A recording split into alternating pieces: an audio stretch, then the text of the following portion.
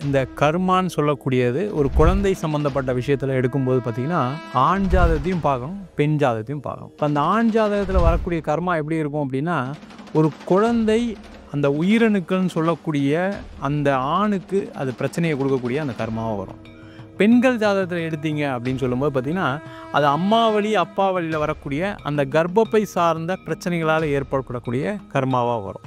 2 கர்மாவை பிரிச்சுக்கலாம். இப்போ பார்த்தீங்கன்னா, ஒரு ஆண் ஜாதகத்தில் குழந்தை இல்லை அப்படின்னு பார்க்கும்போது மெயினாக பார்த்தீங்கன்னா, ஆண் பெண் அப்படின்னு சொன்னாவே ஜென்ரலாக குழந்தை பேருன்னு பார்க்கக்கூடிய கிரகம் குரு தான் இருக்கும். அந்த குரு ராகு கேதுவுடன் தொடர்பு எழும்போது கண்டிப்பாக குழந்தை பேர் பிரச்சனை வருது. இதனால தான் பார்த்தீங்கன்னா நம்ம முன்னோர்கள் என்ன பண்ணாங்கன்னா, கர்மானால குழந்தை பேர் இல்லை அப்படின்னா அவங்க என்ன பண்ணால் முதல்ல அவங்க ஃபேமிலி மெம்பர்ஸ் எல்லாரையும் சேர்த்து ஒரு வாட்டி ராமேஸ்வரத்தில் போய் திலஹோமம் பண்ணுறது நல்லது. அந்த திலஹோமம் பண்ணும்போது என்ன ஆகும்னு கேட்டிங்கன்னா, மெயினாக உங்களுடைய முன்ஜென்ம கர்மா கழியும். நிறைய பேர் என்ன நினைக்கிறாங்க, திருச்செந்தூரில் சஷ்டி நடத்துவாங்க. அந்த சஷ்டி அன்னைக்கு விரதம் இருந்து அந்த முருகப்பெருமானை பிரார்த்தனை பண்ணும்போது சூப்பராக குழந்தை கிடைக்கும். இதில் ஒரே ஒரு வாசகம் இருக்குது, சஷ்டியில் விரதம் இருந்தால் அகப்பையில் குழந்தை பிறக்கும். இதை தான் என்ன பண்ணிட்டாங்க, மாற்றி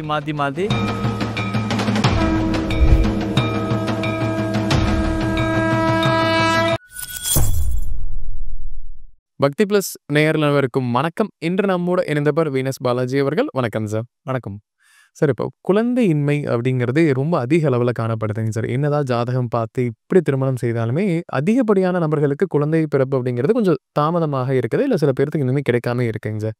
இது கர்மாவோட தொடர்புபடுத்தி சொல்றாங்க. இப்போ கடந்த காலத்தில் ஏதோ ஒரு பாவம் பண்ணியிருக்காங்க, ஒரு கர்மா இருக்கு, அதனால தான் குழந்தையின்மை அப்படிங்கிறதுமே இருக்குங்க சார். முதல்ல அந்த கர்மா இருக்கா இல்லையா அப்படிங்கிறத வந்து எப்படி தெரிஞ்சுக்க முடியும்? அதே சமயம் வந்து இப்போ ஒரு உதாரணத்துக்கு ஒரு கணவன் வீட்டில் இருக்கக்கூடிய கர்மானால குழந்தை கிடைக்காம இருக்குமா, இல்லை இந்த பெண் வீட்டில் ஒரு பிரச்சனை இருக்கு, ஸோ இது யாருடைய ஜாதகத்தை வந்து மெயினாக பார்க்கணும், எதன் கர்மா முக்கியமான விஷயமா இருக்குங்க சார்? பார்த்தீங்கன்னா, இந்த கர்மான்னு சொல்லக்கூடியது ஒரு குழந்தை சம்மந்தப்பட்ட விஷயத்தில் எடுக்கும்போது பார்த்தீங்கன்னா, ஆண் ஜாதகத்தையும் பார்க்கணும், பெண் ஜாதகத்தையும் பார்க்கணும். இப்போ ஆண் ஜாதகத்தில் ஒரு வழியான கர்மா வரும், பெண் ஜாதகத்தில் ஒரு வழியான கர்மா வரும். இப்போ அந்த ஆண் ஜாதகத்தில் வரக்கூடிய கர்மா எப்படி இருக்கும் அப்படின்னா, ஒரு குழந்தை அந்த உயிரணுக்கள்னு சொல்லக்கூடிய அந்த ஆணுக்கு அது பிரச்சனையை கொடுக்கக்கூடிய அந்த கர்மாவாக வரும். பெண்கள் ஜாதகத்தில் எடுத்தீங்க அப்படின்னு சொல்லும்போது பார்த்தீங்கன்னா, அது அம்மா வழி அப்பா வழியில் வரக்கூடிய அந்த கர்ப்பப்பை சார்ந்த பிரச்சனைகளால் ஏற்படக்கூடிய கர்மாவாக வரும். 2 கர்மாவை பிரிச்சுக்கலாம். இப்போ பார்த்தீங்கன்னா, ஒரு ஆண் ஜாதகத்தில் குழந்தை இல்லை அப்படின்னு பார்க்கும்போது மெயினாக பார்த்தீங்கன்னா, ஒரு ஆண் ஜாதகத்தில் குரு ராகு சேர்க்கை பார்த்தீங்கன்னா, குருவுடைய பார்வையில் ராகு, குரு நிற்கிற ராசிக்கு 5ஆம் இடத்துல ராகு இருக்கலாம், 7ஆம் இடத்துல ராகு இருக்கலாம், 9ஆம் இடத்துல ராகு இருக்கலாம். அதே போல் குரு நிற்கிற ராசிக்கு 5ஆம் இடத்துல கேது இருக்கலாம், 7ஆம் இடத்துல கேது இருக்கலாம், இல்லை 9ஆம் இடத்துல கேது இருக்கலாம். இந்த மாதிரி சேர்க்கை இருக்கும்போது பார்த்தீங்கன்னா, ஒரு ஆணுக்கு குழந்தை பேர் கிடைப்பதற்கான வாய்ப்பு ரொம்ப கம்மியாக இருக்குது. அதில் மட்டும் இல்லாமல் இதில் வந்து பார்த்திங்கன்னா நிறைய விஷயங்கள் பார்க்க வேண்டியிருக்கு. முக்கியமாக பார்த்திங்கன்னா பீஜஸ்புடம், க்ஷேத்திரஸ்புடம் அப்படின்னு பார்ப்போம். அந்த பீஜஸ்புடம் அப்படின்னு சொல்லக்கூடியது ஆண்களுக்கு இருக்கக்கூடிய அந்த உயிரணுக்கள் நல்லா இருக்கா இல்லையா, அவருக்கு உண்மையிலே அந்த குழந்தை பிறக்குமா இயற்கையா அப்படின்னு பார்க்கக்கூடிய ஒரு விஷயமா இருக்குது. அதே மாதிரி க்ஷேத்திரஸ்புடம் அப்படின்னு சொல்லக்கூடியது பெண்களுக்கான பார்க்கக்கூடிய விஷயமா இருக்குது. இப்போ பெண்களுடைய கர்மா எடுத்துட்டீங்க அப்படின்னா, யார் ஜாதகத்தில் பெண் ஜாதகத்தில் அந்த சந்திரன்ற கிரகம் பார்த்தீங்கன்னா கேது கூட சேர்ந்துருக்கிறது. உதாரணத்துக்கு பார்த்தீங்கன்னா, மகம் நட்சத்திரத்தில் பிறந்தவர்கள், மூலம் நட்சத்திரத்தில் பிறந்தவர்கள், அஸ்வினி நட்சத்திரத்தில் பிறந்தவங்களுக்கு, பெண்களுக்கு மேஜராக அவங்களுக்கு பார்த்தீங்கன்னா இந்த கர்ப்பப்பை சார்ந்த பிரச்சனைகள்னால அவங்களுக்கு அந்த குழந்தை பேர் இல்லாமல் போகுது. அதெல்லாம் பார்த்தீங்கன்னா அம்மா வழியில் வந்த கர்மாவாக இருக்குது. அதுபோல் திருவாதிரை, சுவாதி, சதயம் இந்த நட்சத்திரத்தில் பிறந்த பெண்களுக்கும் பார்த்தீங்கன்னா கர்ப்பப்பை கோளாறு சார்ந்த பிரச்சனைகள்னால அவங்களுக்கு குழந்தை பேர் இல்லாமல் போகுது. முக்கியமாக பார்த்தீங்கன்னா இதில் இந்த சந்திரன் சொல்லக்கூடிய அந்த தாய்மை அடையக்கூடிய அந்த கர்ப்பப்பை அப்படின்னு சொல்லக்கூடியது ஒரு பெண் ஜாதகத்தில் அந்த சந்திரன் கெட்டு போயிருக்கும்போது, உதாரணத்துக்கு பார்த்தீங்கன்னா ஒரு சந்திரன் ராகுவுடன் இணைந்து கேதுவுடன் இணையும் போது ஒன்று, 2வது அந்த சந்திரன் 3, 6, 8, 12 இது மாதிரி மறைவு ஸ்தானங்களில் அந்த சந்திரன் இருக்கும்போதும் பார்த்தீங்கன்னா அந்த பெண்ணுக்கு ஒரு குழந்தைய வளர்ப்பதற்கான வாய்ப்பு இல்லாமல் போகுது. இப்படி தான் அந்த கர்மா ஃபார்ம் ஆகுது. இதை பார்த்தீங்கன்னா இன்னும் அந்த குழந்தை பெற்றுக்கொள்வதற்கான அந்த தகுதி அந்த தாய்க்கு இருக்கா இல்லையா அப்படின்னு பார்க்கறதுக்கு க்ஷேத்திரஸ்புடம் அப்படின்னு பார்ப்போம். இது 2ம் பார்க்கும்பொழுது தான் அவங்களுடைய கர்மாவை எக்ஸாக்ட்டா நம்ம சொல்ல முடியும். எதனால பிரச்சனைகள்? இது மட்டும் இல்லாம நெறைய காரணிகள் இருக்கு. இப்ப உதாரணத்துக்கு பார்த்தீங்கன்னா, இப்ப நெறைய பேர் வந்து ட்ரீட்மெண்ட் மூலியமா குழந்தை பெத்துக்கலாம் அப்படின்னு நெறைய பேர் முயற்சி பண்றாங்க. அப்ப அவங்க ஜாதகத்துல ஒரு ஆண் ஜாதகத்துல என்ன பார்ப்போம்னா, சூரியன், ராகு தொடர்பு இருக்கு. செவ்வாய், ராகு தொடர்பு இருக்கு. அப்படி இருக்கும்போது பார்த்தீங்கன்னா, அவங்களுக்கு குழந்தை பேறு இல்லாம இருப்பதற்கான வாய்ப்பு உண்டு. அதே ஒரு பெண் ஜாதகத்துல பார்த்தீங்கன்னா, சூரியன், சனி சேர்ந்திருக்கு அப்படின்னும்போது, அந்த கர்ப்பப்பைக்குள்ள உயிரணுக்கள் போகும்போது இறப்பதற்கான வாய்ப்பு உண்டு. இப்படி பார்க்கும்பொழுது அவங்களுக்கு அந்த குழந்தை பேறு இல்லாம இருக்கிறதுக்கான வாய்ப்பு நெறைய இருக்கு. இதெல்லாம் பார்த்தீங்கன்னா, முன்னோர்கள் செய்த பிரச்சனைகள்னால, முன்னோர்கள் செய்த பாவத்தினாலயோ, இல்ல இவர்கள் முன்ஜென்மத்தில செய்த பாவங்கள்னால வருது. முக்கியமா இப்ப நம்ம பார்க்கக்கூடியது என்னன்னா, இப்ப நம்ம 2025ஆம் ஆண்டு இத பத்தி பேசுறோம். இப்ப 1980ஸ், 90ஸ் வரைக்கும் பார்த்தீங்கன்னா, நெறைய பெண்கள் குழந்தைய அபார்ஷன் பண்ணியிருக்காங்க. அந்த குழந்தை அபார்ஷன் ஆனதுனால பார்த்தீங்கன்னா, அந்த சந்திரன் அப்படின்னு சொல்லக்கூடிய அந்த அமைப்பு, பெண்களுக்கு எல்லா ஜாதகத்திலயுமே ஒரு பிரச்சனைய குடுக்கக்கூடிய ஒரு அமைப்பா இருக்கு. யார் வீட்லலாம் அபார்ஷன் பண்ணாங்களோ, அவங்க வீட்லலாம் பார்த்தீங்கன்னா, அந்த பெண்களுக்கு குழந்தை இல்லாம இருக்கிறதுக்கான சான்சஸ் நெறைய இருக்கு. அதனாலேயே பார்த்தீங்கன்னா, நெறைய பிரச்சனைகள் இப்ப இருக்கு.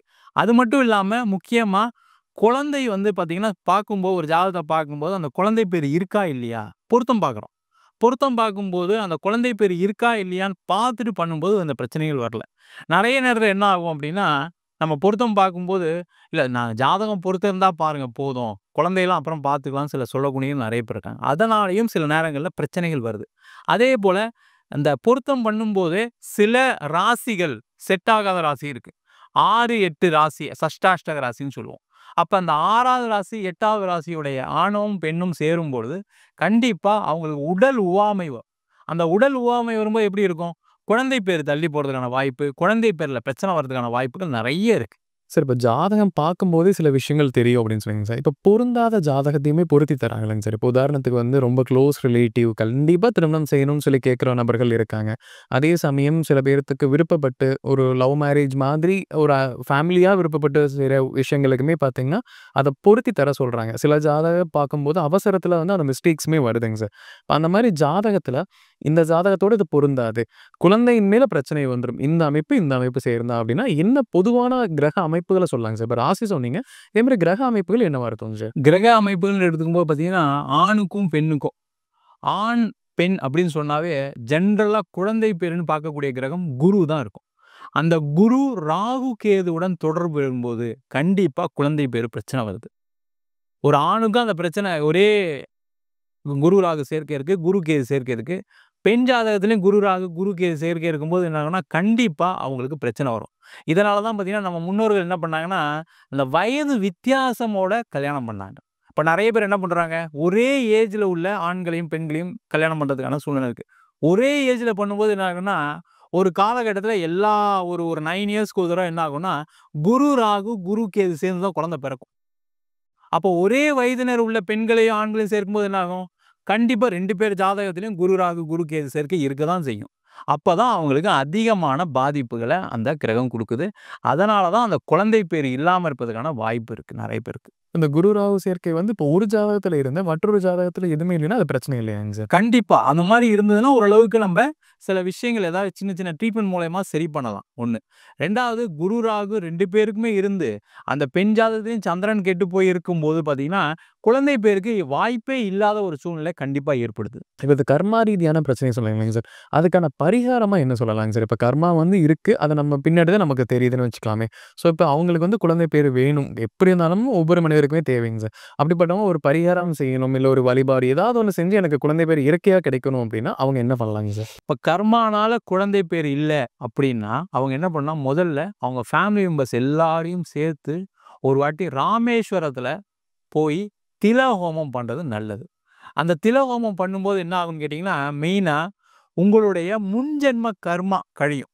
நெறைய பேர் என்ன நெனைக்கிறாங்க, நான் ஒரு வாட்டி ராமேஸ்வரம் போய் தில ஹோமம் பண்ணா போதுமா? அந்த மாரி கிடையாது. நம்ம என்ன நெறைய இந்த பிரசன்னங்கள்லாம் பார்க்குறோம். பிரசன்ன கிளாஸ்லாம் எடுக்குறோம். என்ன பண்ணுவோம்னா, ஒரு பிரச்சனை இருக்கு, ஒரு கர்மா உங்களுக்கு இருக்கு அப்படின்னா, ஒரு சோடி பிரசனம் பார்த்து சொல்லுவோம். அந்த சோடி பிரசனம் பார்த்துட்டு உங்களுக்கு இது மாரி திலஹோமம் பண்ண வேண்டியிருக்கு அப்படின்னா, நீங்க போய் பண்ணிட்டு, திருப்பி ஒரு வாட்டி பிரசனம் பார்க்கணும். அந்த பிரசன்னத்துல அந்த பிரச்சனைகள் தீர்ந்துருச்சு அப்படின்னு கண்டிப்பா வரும். அது மாரி நெறைய பேருக்கு சொல்லியிருக்கோம். சில பேருக்கு அந்த பிரச்சனை தீரல, நீங்க திருப்பி போய் பண்ணிட்டு வாங்க அப்படின்னு சொல்லக்கூடிய விஷயங்களும் கண்டிப்பா இருக்கு. அதனால தில ஹோமம் பண்ணும்போது கண்டிப்பா அவங்களுடைய பிரச்சனைகள் குறையும். கூடவே என்ன பண்ணலாம்னா, ராமேஸ்வரத்துல இருக்கக்கூடிய திருப்புலானி அப்படின்னு ஒரு இடம் இருக்கு. அங்க போய் ஒரு நமஸ்காரம் பண்ணிட்டு வந்தாங்க அப்படின்னும்போது, கண்டிப்பா அவங்களுடைய குழந்தை பேரு சார்ந்த கர்மா கண்டிப்பா குறையும். இது வந்து பார்த்தீங்கன்னா, குரு ராகு, குரு கேது சேர்ந்து இருந்து குழந்தை பெற்றவர்களுக்கும் இது பொருந்தும். இப்ப நெறைய பேருக்கு இது மாரி இருந்து குழந்தை பிறக்குது. பிறக்காம இல்ல. அந்த பிறக்கக்கூடிய ஜாதகத்துல எப்படி இருக்கும்னா, அந்த குழந்தைய விட்டு பிரிய வேண்டிய சூழ்நிலை இருக்கும். அந்த குழந்தைகளுக்கு ஒழுங்கா படிப்பு குடுக்க முடியாது. அந்த குழந்தைக்கு கல்யாணம் ஒழுங்கா ஆகாது. அந்த குழந்தைக்கு பார்த்தீங்கன்னா, கரெக்ட்டா வேலை வாய்ப்பு இருக்காது. அதனால அந்த தாய், தந்தையர் வருத்தப்படக்கூடிய ஒரு சூழ்நிலை இருக்கும். அததான் என்ன சொல்லுவோம்னா, சாபம் அப்படின்னு சொல்லுவோம். அந்த சாபம் இருக்கும்போது என்னாகுன்னா, அவங்களுக்கு அந்த வாழ்க்கையில அந்த குழந்தைய நெனச்சு வருத்தப்பட வேண்டிய சூழ்நிலை இருக்கும். அவங்களும் இந்த திலஹோமம் பண்றது ரொம்ப ரொம்ப நல்லது. இப்ப ஜாதக ரீதியா பிரச்சனை இருக்கக்கூடிய நபர்களுக்குங்க சார், அந்த ஜாதகத்துக்கான ஒரு பரிகாரம் எதா இருக்குமாங்க சார்? ஏதோ ஒரு குரு ராகு நீங்க சொன்ன மாரி 2 பேர்த்துக்குமே இருந்துருது. திருமணம் எதிர்பாராத சூழ்நிலையில பண்ணிர்றாங்க. அப்படி இருக்கக்கூடிய நபர்களுக்கு என்ன செய்யலாங்க சார்? இப்ப பார்த்தீங்கன்னா, ஜென்ரலா எல்லாருக்கும் சேர்க்குறாங்க. சரி வேற வழி இல்ல. சில ஜாதகங்கள் சேர்ந்தால் நீங்க சொல்ற மாரி லவ் மேரேஜ் பண்றாங்க. அதுல ஒண்ணுமே பண்ண முடியாது. அதேமாரி சில நேரத்தில பார்த்தீங்கன்னா, ஒரு சில பேருக்கு ஜாதகமே இருக்காது. ஒரு சில பேருக்கு ஜாதகம் இருக்கும். அப்போ பொருந்தி தான் பண்ண வேண்டிய சூழ்நிலை வரும். அப்படி இருக்கும்போது அவங்க என்ன பண்ணணும்னா, ஜென்ரலாவே ஒவ்வொரு வருஷம் வரக்கூடிய சஷ்டி, திருச்செந்தூர்ல சஷ்டி நடத்துவாங்க. அந்த சஷ்டி அன்னைக்கு விரதம் இருந்து, அந்த முருகப்பெருமான பிரார்த்தனை பண்ணும்போது, சூப்பரா குழந்தை கிடைக்கும். இதுல ஒரே ஒரு வாசகம் இருக்கு. சஷ்டியில் விரதம் இருந்தால் அகப்பையில் குழந்தை பிறக்கும். இததான் என்ன பண்ணிட்டாங்க மாத்தி சட்டியில இருந்தா அகப்பையில வரும். சட்டியில இருந்தா அகப்பையில வரும் அப்படின்னு சொல்லிட்டாங்க. அது அப்படி கிடையாது. சஷ்டி அன்று விரதம் இருந்தால் சஷ்டி திதி சுக்கிரனுடைய திதி. அந்த சுக்கிரன் தான் பார்த்தீங்கன்னா, உயிரணுக்கான முக்கியமான காரகன். அந்த சஷ்டி திதியில முருகப்பெருமான், முருகன் அப்படின்னா செவ்வாய்ன்னு சொல்லுவோம். அந்த முருகப்பெருமானுக்கு திருச்செந்தூர்ல இருக்கக்கூடிய முருகன். அந்த திருச்செந்தூர் முருகன் சொல்லக்கூடியவர் குருவானவர். அப்ப அந்த குரு, சுக்கிரன், செவ்வாய் இந்த காம்பினேஷன்ல வரக்கூடிய அந்த சஷ்டியில போய் நீங்க விரதம் இருந்து அதுவும் 6 நாள் விரதம் இருக்கணும். 6 நாள் விரதம் இருக்கும்போது கண்டிப்பா அவங்களுக்கு குழந்தை பேரு உறுதியா உண்டு. நெறைய பேருக்கு சொல்லியிருக்கோம். நெறைய பேருக்கு குழந்தை இல்லாதவங்களுக்கு என்ன சொல்லுவோம்னா, சஷ்டி திதியில விரதம் இருந்து முருகப்பெருமான போய் வழிபாடு பண்ணுங்க.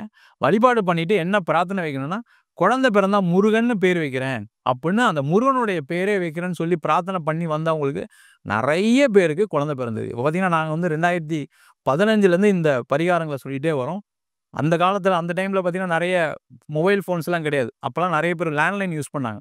இந்த மாரி பரிகாரம் நம்மகிட்ட ஜாதகம் பார்த்துட்டு வந்து சொல்லிட்டு, அவங்க லேண்ட்லைன்ல கூப்பிட்டு யாருன்னே தெரியாது நம்மளுக்கு. ஃபோன் பண்ணி நீங்க சொன்னா மாரியே எங்களுக்கு குழந்தை பிறந்தது. நாங்க முருகன் தான் பேர் வச்சிருக்கோம். அப்படின்னு சொன்னவங்க நெறைய பேர் இருக்காங்க. அத எல்லாரும் செய்து பயன்பெறலாம். சார் இப்ப ட்ரீட்மெண்ட் அப்படிங்கிறது வந்து எல்லாருமே இப்ப உள்ள போறாங்கங்க சார். குழந்தைக்காக ட்ரீட்மெண்ட் எடுக்க போறாங்க. அதுக்கு ஒரு நல்ல நேரம், ஒரு நல்ல ஜாதகம், இல்ல ஏதோ ஒரு அமைப்பு ஜாதக ரீதியா இந்த காலகட்டத்தில முயற்சி செய்றவங்களுக்கு உறுதியா குழந்தை கிடைக்கும். ட்ரீட்மெண்ட்டா இருந்தாலுமே அப்படின்னா, நம்ம என்ன மாரி ஜாதக அமைப்பு சொல்லலாங்க சார்? பார்த்தீங்கன்னா, ஆண் ஜாதகத்தில மெயினா குருவ பார்க்கணும். அந்த ஆண் ஜாதகத்தில இருக்கக்கூடிய குரு மீது கோச்சார ராகு, கேது பயணிக்கும்போது ட்ரீட்மெண்ட் எடுத்தா நடக்கும். இல்ல அப்படின்னா, அந்த ஆண் ஜாதகத்தில கேதுவோ, ராகுவோ இருக்கிற இடத்துல கோச்சாரத்தில குரு பயணிக்கும்போது, ட்ரீட்மெண்ட் எடுக்கும்போது கம்பல்சரியா நடக்கும். அதே மாரி தசாபுத்தி அப்படின்னு சொல்லும்போது 5ஆம் பாவம் தான் குழந்தை பேருக்கான தசாபுத்தி. அந்த 5ஆம் பாவத்துடைய தசாவோ, புத்தியோ, அந்தரமோ வரக்கூடிய காலகட்டத்தில அவங்க ட்ரீட்மெண்ட் எடுக்கும்போது 100% சக்சஸ் கிடைக்கும். அதே மாரி பெண் ஜாதகத்தில அந்த சந்திரன் மீது குரு பயணிக்கும்போது, சந்திரன் மீது ராகு, கேது பயணிக்கும்போது, பெண் ஜாதகத்தில இருக்கக்கூடிய ஜாதகத்தில சந்திரன்னு எழுதியிருப்பாங்க. அந்த சந்திரன் மீது ராகு, கேதுவோ, குருவோ பயணிக்கும்போது, இல்ல குரு பார்வையில சந்திரன் இருக்கும்போது, அவங்க அந்த ட்ரீட்மெண்ட் எடுத்தாங்கன்னா, கண்டிப்பா அவங்களுக்கு குழந்தை பேரு கிடைச்சே தீரும். இப்ப குழந்தை பேறு சார்ந்த பிரச்சனைகளுக்கு என்னென்ன காரணம் இருக்கும்? என்ன பரிகாரம் இருக்கும்? அப்படிங்கிறத முழுமையா பார்த்தோங்க சார். கண்டிப்பா நம்ம நேயர்களுக்கு ஒரு பயனுள்ள கருத்துக்கள் அமைந்திருக்கும். மீண்டும் ஒரு பதில் சந்திக்கலாம். ரொம்ப நன்றி. நன்றி, வணக்கம் சார்.